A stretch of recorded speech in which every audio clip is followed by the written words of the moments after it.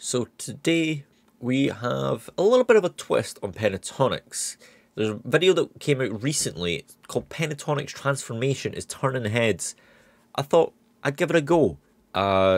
See, it kind of looks almost documentary-esque, just under 10 minutes. So It was the let's see what they got to Grammy-winning say. a cappella sensation Pentatonix dropped by their label in 2011. It's all part of the group's stunning transformation. As many longtime fans of Pentatonix know, the three founding members, Kirsten Maldonado, Scott Hoying, and Mitch Grossi, met when they were all in high school. Grossi told Go Pride that the three each shared an affinity for choir that would prove to be instrumental in their lives. Hoying has also shared a similar story, explaining to Entertainment.ie that the three grew up together and that he went on to develop a passion for a cappella music that he quickly shared with Maldonado and Grossi. In fact, Grossi explained to the site just how new a cappella was to each of them. Each of the members of the group had a long-time interest in musical theater, classical music, and choir, but once Hoying learned about a cappella music, it was a game changer. Grossi said, "So we all really loved music, but the a cappella thing wasn't really a main thing for any of us. When Scott went to college, he was in an a cappella group, and that's when he started to get into it."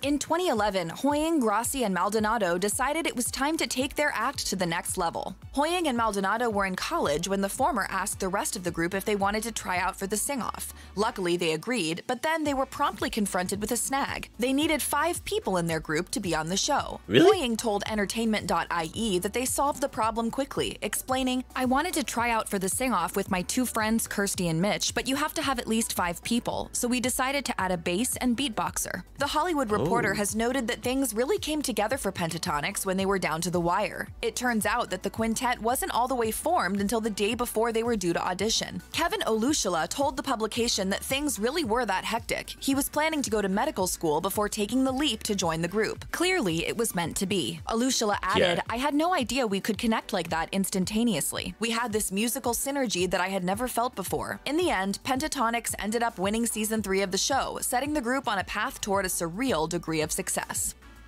The members of Pentatonix were surprised when they were unceremoniously dropped from their record label not too long after their sing-off win. In retrospect, Maldonado says the move wasn't that difficult to understand given the unusual nature of the group. She told TribLive.com, "They didn't know what to do with us, which is understandable because we are a cappella, which is not commonly mainstream." Instead of giving up, the group decided to take matters into their own hands and harness the power of social media and YouTube. Scott Hoying told Entertainment.ie that the YouTube channel was really the secret to everything. After explaining that the group was worried people's attention spans would move on quickly once the novelty of their sing-off win had worn off, he says that moving the show to the internet was the plan. He added, "We thought people are going to forget about us really fast, and our label had dropped us, so we thought, okay, I guess we're on our own. Let's start a YouTube channel." And that's when it really took off. Since Pentatonix has now been together for 10 years, it's not surprising that they feel like a family. Hoying told Entertainment Weekly that the group is so much like a family that they don't always gel with one another, with Mitch Grossi adding, "We get snappy." Hoying was quick to explain that while that's true, the group gets along and works together well. Hoying also told Entertainment.ie that if there's one thing that can test the group's bond, it's being out on the road. Understandably, the grind of performing each night and traveling each day can exhaust even the closest of friends, and Hoying says that having to arrange music while doing so compounds that considerably. He explained, "We always have to arrange on tour and write on tour, so whenever we have to double up on work, do shows, and write and arrange before and after them, usually we're a little more tired and irritable." While it's clear that each of the members of Pentatonix have been serious about the group since the sing-off, Scott Hoying and Kirsten Maldonado had to prove their dedication in a big way. When it was time to do the show, they were each in their freshman years of college. In the end, they had to make a choice, stay in school or move to Los Angeles to pursue their dream. Maldonado told Tulsa World that she had originally planned to move to New York to pursue a career in stage performance before taking a sharp turn westward instead. She says that the chance to be on the show together was too much to pass up, explaining, "We thought it would be a cool opportunity and take us to the next level where we all wanted to go individually." It might be tempting to assume that the members of Pentatonix are so close that they must all love the same music, but doing so would be a mistake. While speaking to Entertainment.ie, Scott Hoying explained that though each member is into something else, their common enthusiasm for harmonies is what ties the group together. He said, "Mitch loves tons of harmonies. I was always a big R&B guy. Avi loves choral music, and Kevin loves classical music, so he's really big into counterpoint and technical things. Kirsten loves singer-songwriters." Hoying also says that these diverse influences and interests are what make the group stronger. Additionally, the fact that each member can draw from a different influence makes the music they work on and create together all the more powerful and enriched. When it was time to release the group's first original album, Grossi told Pop Dust that they drew inspiration from a variety of sources, including singers from the 1990s. He said, "The funny thing is, I feel like we pulled a lot of influence from either 90s singers like Lauryn Hill or people who are imitating her, like Tori Kelly."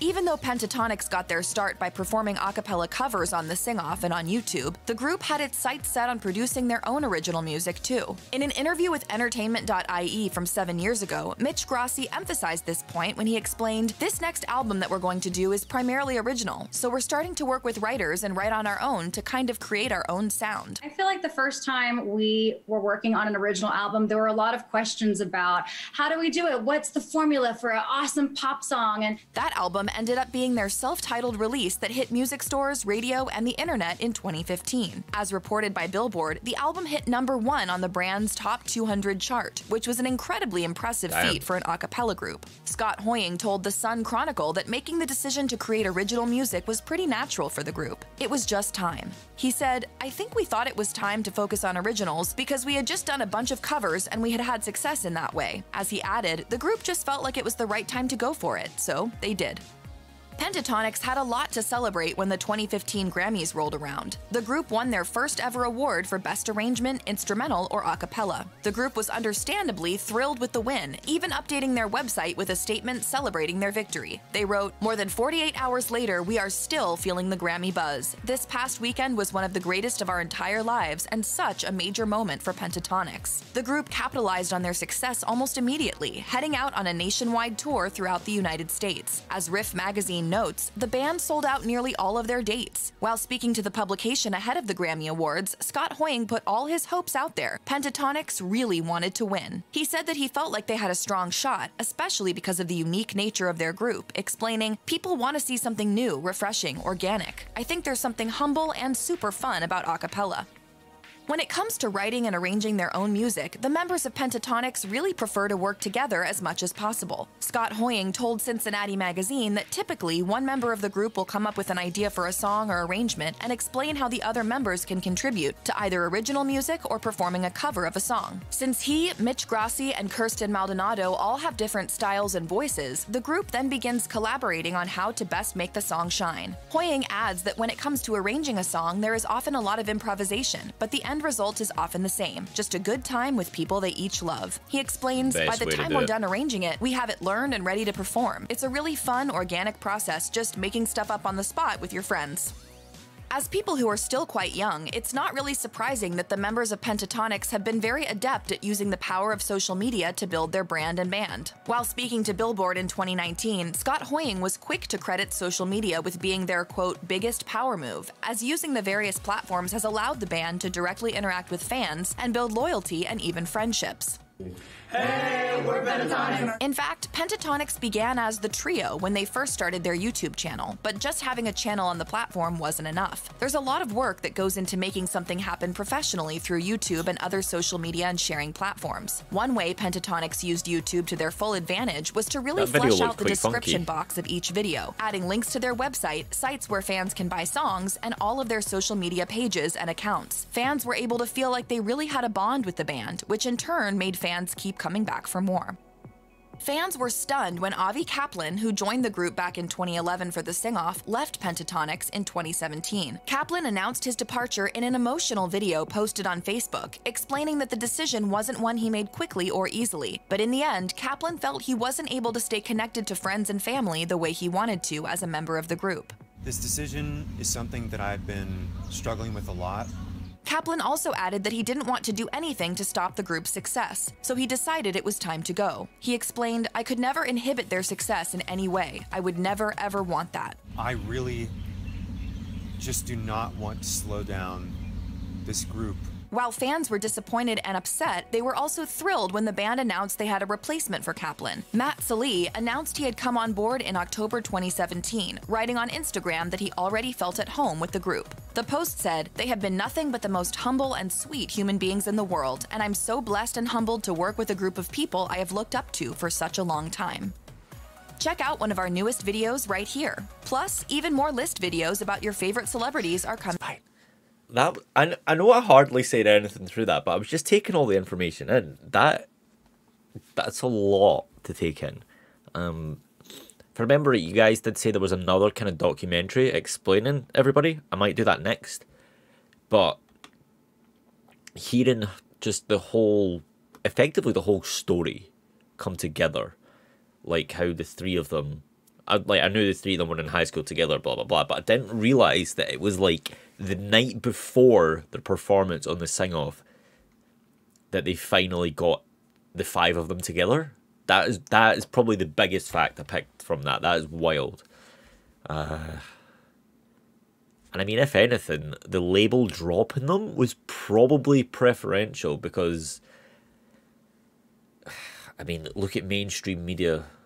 Like, would they be who they are if they were with the label? Probably not. Would they have had the same success? Probably not. So, if anything, it just goes to show that everything does happen for a reason, and that they were meant to go into, like, solo, go by themselves. Independent, that's the word I'm looking for. But yeah, great video. Big shout out to The List. Not that they probably need the help. They've got 1.5 million subscribers. Whereas we're approaching 1,500 subscribers. So thank you all for that. It's been a wild couple months. Really, really wild couple months. But yeah, if you want to see more stuff like this, like me reacting to like informative videos, please let me know. Suggest some in the comments down below. But until the next video, I'll see you soon. Bye.